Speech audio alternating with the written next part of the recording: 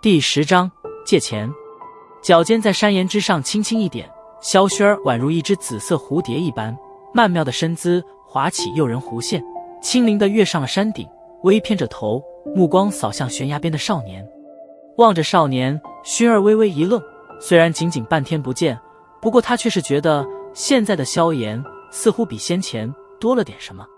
当两双眸子在山峰摇拽间相遇之时，薰儿终于是察觉到少年多出了什么，那是自信。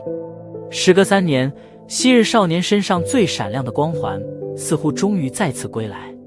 有些迷醉于少年嘴角那若隐若现的笑容，萧薰儿俏美的脸颊浮现可爱的小酒窝，浅笑道：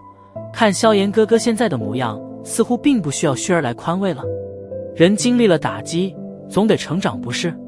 萧炎耸了耸肩，笑道：